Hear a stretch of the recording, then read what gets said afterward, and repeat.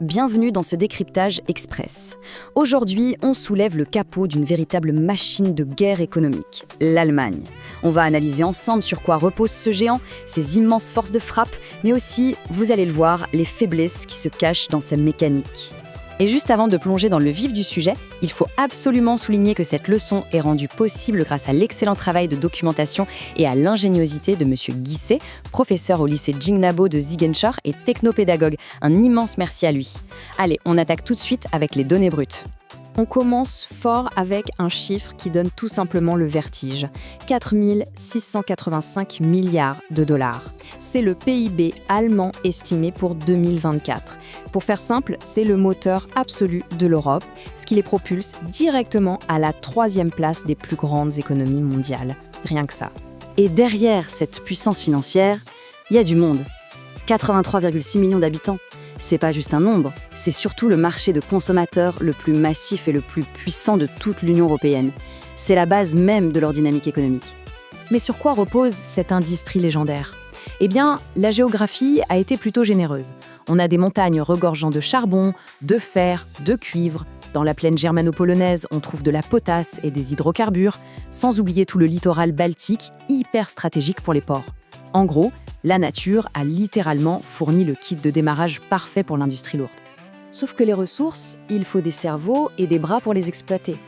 Et là, l'Allemagne s'appuie sur environ 16 millions d'immigrés, historiquement venus en grande partie de Turquie ou de l'ex-Yougoslavie. C'est une force de frappe vitale. On parle d'une main-d'œuvre souvent très qualifiée qui booste vraiment le dynamisme du pays. Ajoutez à ça un positionnement géographique qu'on pourrait qualifier de jackpot, en plein cœur de l'Europe, avec l'axe fluvial du Rhin et du Danube, 13 aéroports internationaux et un réseau routier et ferroviaire ultra dense. C'est le carrefour commercial par excellence. Chaque pièce fabriquée peut traverser le continent à une vitesse redoutable. Maintenant, parlons de leur arme secrète, l'économie sociale de marché. C'est un modèle capitaliste assez unique.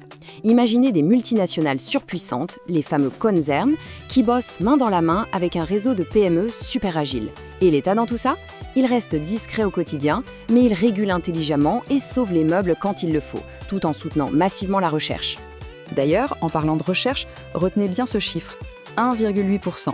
C'est la part de tout leur PIB qui part directement dans la recherche et développement. C'est un effort colossal. Et c'est exactement ça qui garantit que le Made in Germany reste la référence absolue en termes de qualité sur le marché mondial. Alors, maintenant qu'on a vu les fondations de la machine, passons à la vitesse supérieure et regardons ce moteur industriel tourner à plein régime.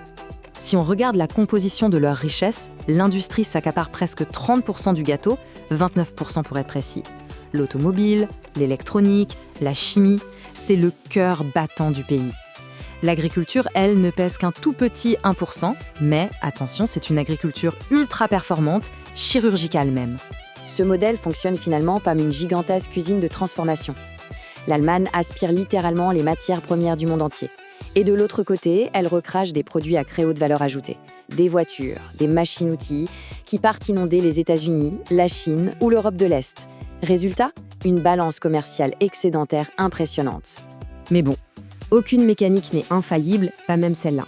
Il est temps de regarder sous le capot pour examiner les failles de ce moteur économique. Première grosse vulnérabilité, et on l'a beaucoup vu récemment, la dépendance énergétique. Une industrie aussi gigantesque a besoin d'énormément d'énergie pour tourner, donc au moindre choc d'approvisionnement, c'est tout le pays qui retient son souffle. Ajoutez à ça une concurrence étrangère de plus en plus agressive et une agriculture souvent frémée par des hivers rudes, et on comprend que rien n'est garanti. Mais la véritable bombe à retardement, elle est là, c'est le choc démographique. Aujourd'hui, 23% de la population a plus de 65 ans, contre à peine 13% de jeunes de moins de 14 ans. Le constat est brutal, le pays vieillit très vite, et ça veut dire des pénuries de main-d'œuvre critiques et un poids financier colossal pour maintenir le système des retraites. Et puis, n'oublions pas les cicatrices de l'histoire. 30 ans après la réunification, il reste une vraie fracture interne. Alors qu'à l'ouest, la prospérité tourne à plein régime, l'est du pays souffre encore avec des salaires plus bas et un chômage plus élevé. Ça crée forcément un lourd sentiment d'exclusion chez une partie des citoyens. Ce qui nous amène à la question à 1 million d'euros. Le modèle allemand, tel qu'on le connaît, va-t-il réussir à se réinventer ? Comment surmonter ce vieillissement de la population et cette dépendance énergétique pour garder leur couronne de moteur de l'Europe ? C'est tout l'enjeu de la décennie à venir. Merci d'avoir suivi ces décryptages avec nous. Gardez l'esprit critique et à très vite pour analyser un nouveau sujet.